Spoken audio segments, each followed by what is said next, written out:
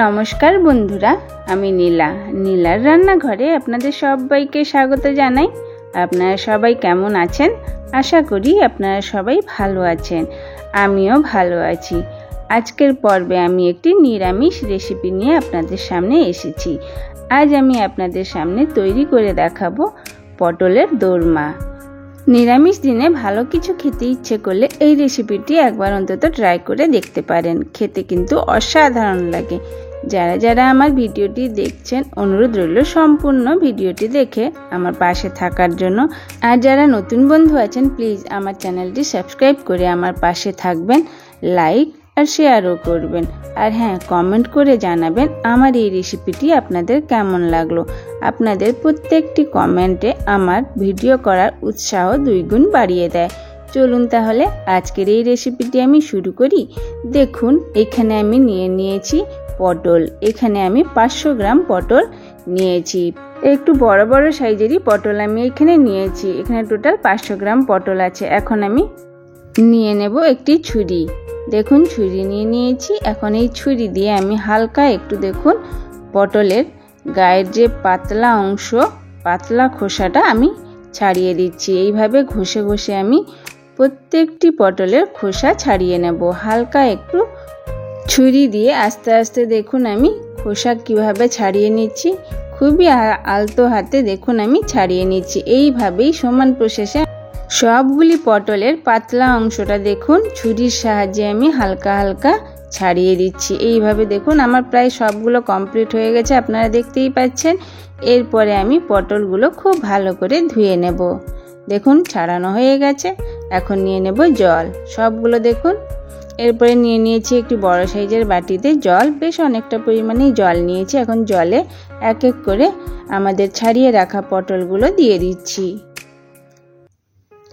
দিয়ে খুব ভালো করে আমি ধুয়ে নেব।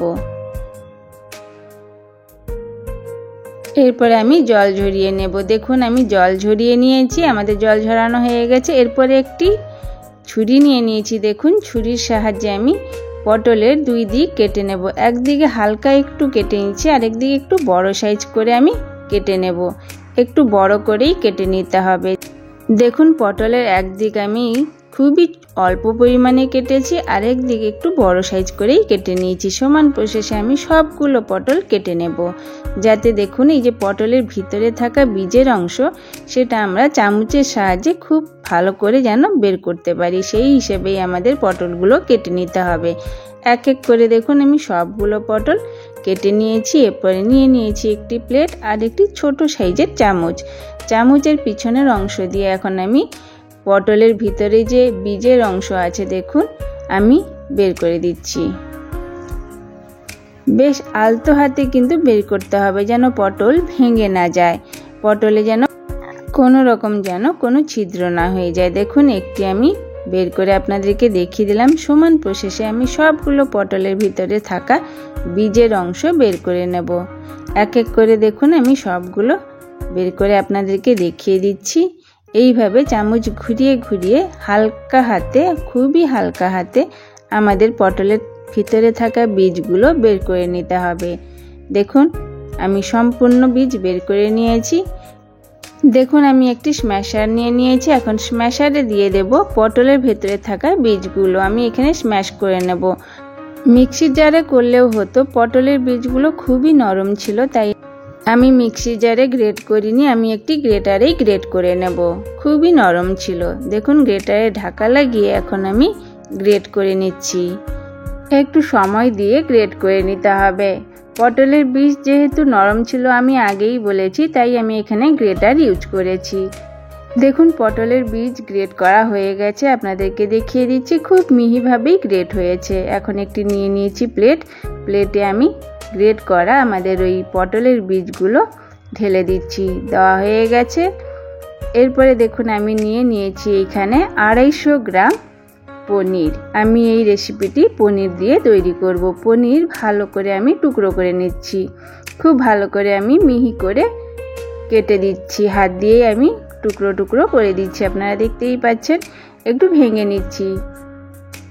দেখুন পনির খুব ভালো করে আমি ভেঙে নিয়েছি। এরপরে যাব রান্নার প্রসেসে। প্রথমে আমি পুর বানিয়ে নেব। পুর বানানোর জন্য আমি গ্যাসে বসিয়ে দিয়েছি ফ্রাইং প্যানে দিয়ে দিলাম পরিমাণ মতো তেল দেওয়ার পরে আমি অ্যাড করে দিচ্ছি আমাদের পটলের বীজ। গ্রেট করা পটলের বীজ দেওয়া হয়ে গেছে। হালকা একটু খুন্তি দিয়ে নাড়াচাড়া করে মিশিয়ে নিচ্ছি। এরপরে আমি এক এক করে মশলা অ্যাড করব। এই সময় কিন্তু আমি গ্যাসের ফ্লেম লো করে দিয়েছিলাম। প্রথমে দিয়ে দিচ্ছি 1 চা চামচের 4 ভাগের 1 ভাগ হলুদ গুঁড়ো, লঙ্কার গুঁড়ো দিয়ে দিচ্ছি হাফ চামচ, ধনিয়ার গুঁড়ো হাফ চামচ। এরপরে আমি অ্যাড করে দেব জিরের গুঁড়ো হাফ চামচ আর দিয়ে দিচ্ছি পরিমাণ মতো লবণ। এইখানেও আমি হাফ চামচ থেকেও কম পরিমাণে লবণ অ্যাড করেছি। লবণ দেওয়ার পরে দেখুন আমি খুব ভালো করে সব মশলা মিশিয়ে নিচ্ছি।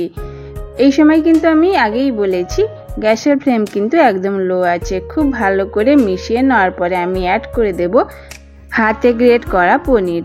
দেখুন আমি গ্রেট করা পনিরও অ্যাড করে দিলাম ফ্রাইং প্যানে। সম্পূর্ণটাই আমি অ্যাড করে দিলাম। এখন সময় নিয়ে আমি খুব ভালো করে মশলা কষিয়ে নেব। আমাদের এই পুরের মশলা রেডি করে নেব। একটু সময় দিয়ে করে নিতে হবে। আমি কিন্তু ফ্রাইং প্যানে জল অ্যাড করিনি। যতটা জল আছে আমি সম্পূর্ণ জল শুকনো হওয়া অবধি আমি খুব ভালো করে এই পুরটি রেডি করে নেব। একটু সময় দিয়ে কিন্তু আমাদের এই পুরটি রেডি করে নিতে হবে। যারা যারা আমার ভিডিওটি দেখছেন তাদের অসংখ্য ধন্যবাদ। সম্পূর্ণ ভিডিওটি দেখে আমার পাশে থাকার অনুরোধ রইল। দেখুন আমাদের পুর কিন্তু প্রায় রেডি হয়ে গেছে। এই সময় একটু লবণটাও টেস্ট করে নেবেন। আমি যে পরিমাণে লবণ দিয়েছিলাম সেটা পারফেক্ট ছিল, তাই এক্সট্রা দেব না।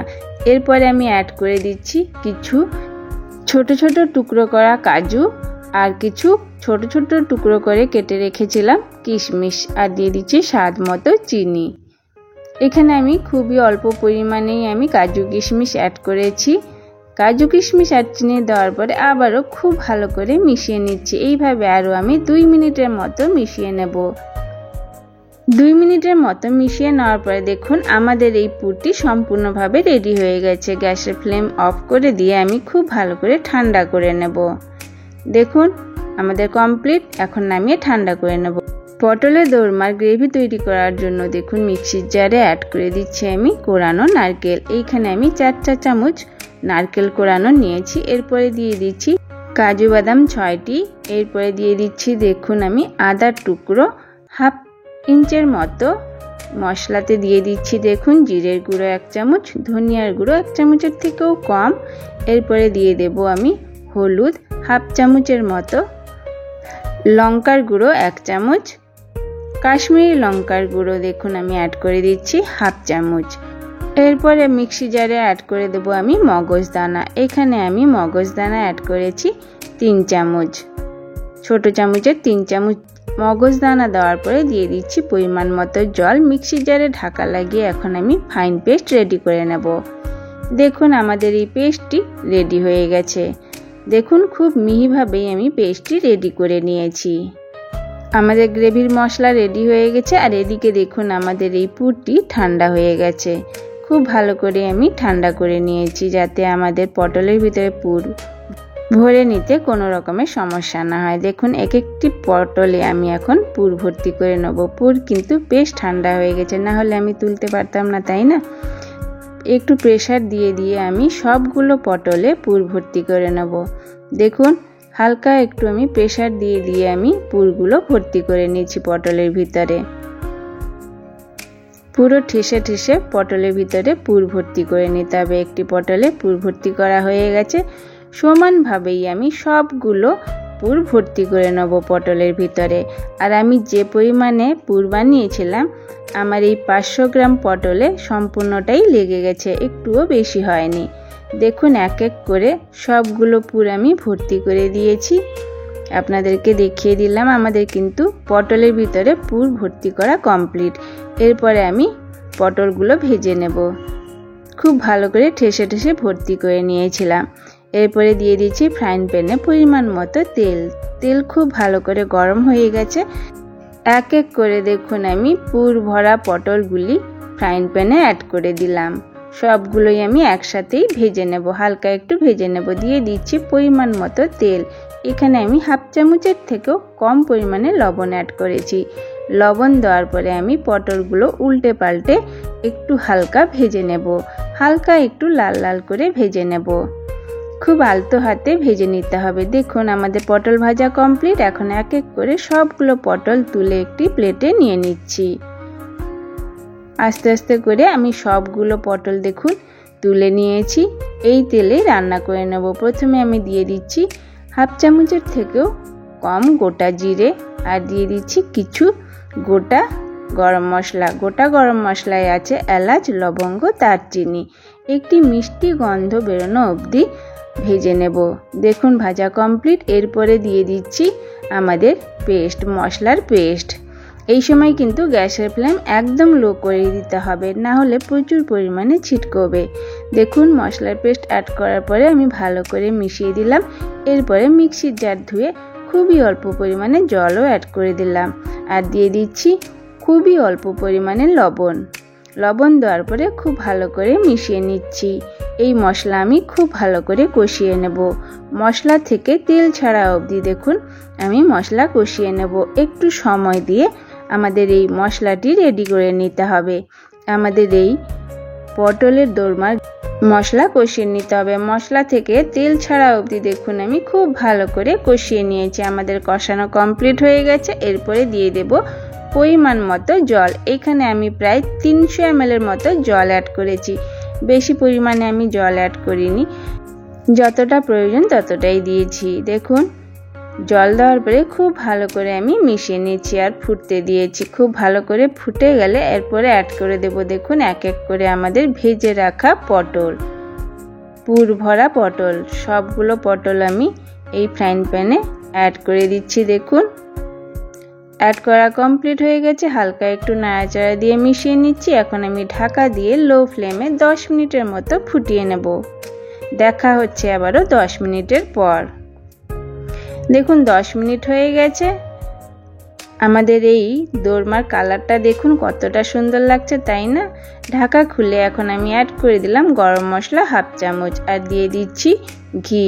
ঘি অপশনাল, দিতেও পারেন নাও দিতে পারেন। ঘি দেওয়ার পরে আমি আবারও খুব ভালো করে একটু মিশিয়ে নিচ্ছি ঘি আর গরম মশলা। প্রায় 1 মিনিটের মতো আমি খুব ভালো করে মিশিয়ে নিয়েছিলাম। আমাদের কিন্তু এই পটলের দোরমা খাওয়ার জন্য রেডি হয়ে গেছে। দেখুন কালারটা কত সুন্দর লাগছে, তাই না? যেমন দেখতে সুন্দর লাগছে, খেতেও কিন্তু অপূর্ব স্বাদ লাগে। একবার অন্তত বাড়িতে ট্রাই করে দেখতে পারেন। নিরামিষ দিনে সবাই খুবই পছন্দ করবে। আমি আপনাদেরকে একটি প্লেটে সার্ভ করে দেখিয়ে দিচ্ছি। এক এক করে দেখুন আমি সবগুলো পটল প্লেটে অ্যাড করে দিচ্ছি। এরপরে গ্রেভি দিয়ে দেব। এই গ্রেভিটার টেস্ট কিন্তু অসাধারণ হয়, একবার অন্তত ট্রাই করবেন। দেখুন আমি সার্ভ করে আপনাদেরকে দেখিয়ে দিলাম। কেমন লাগছে কমেন্ট বক্সে জানাতে ভুলবেন না প্লিজ। আমার এই রেসিপিটি যদি আপনাদের ভালো লেগে থাকে তাহলে অবশ্যই একটি like, comment, share and subscribe করবেন। আর হ্যাঁ, পাশে থাকা বেল আইকনটা ক্লিক করবেন, যাতে আমার প্রত্যেকটি ভিডিওর নোটিফিকেশন আপনাদের কাছে পৌঁছে যায়। আর যদি আপনারা ফেসবুক থেকে দেখতে থাকেন তাহলে অবশ্যই আমার পেজটি ফলো করে আমার পাশে থাকবেন, আমার সাথে থাকবেন। যে সকল বন্ধুরা আমার প্রত্যেক দিন ভিডিও দেখেন তাদের অসংখ্য ধন্যবাদ আর অফুরন্ত ভালোবাসা আমার পাশে থাকার জন্য, আমার সাথে থাকার জন্য। আর আশা করি আগামী দিনেও আপনাদেরকে এইভাবেই আমি আমার পাশে পাবো। আজকের মতো আমার এই রেসিপিটি এখানেই শেষ হলো। সবাই ভালো থাকবেন, সুস্থ থাকবেন, সাবধানে থাকবেন। আবারও দেখা হবে নতুন একটি রেসিপিতে। আজকের মতন আসি, টাটা, নমস্কার।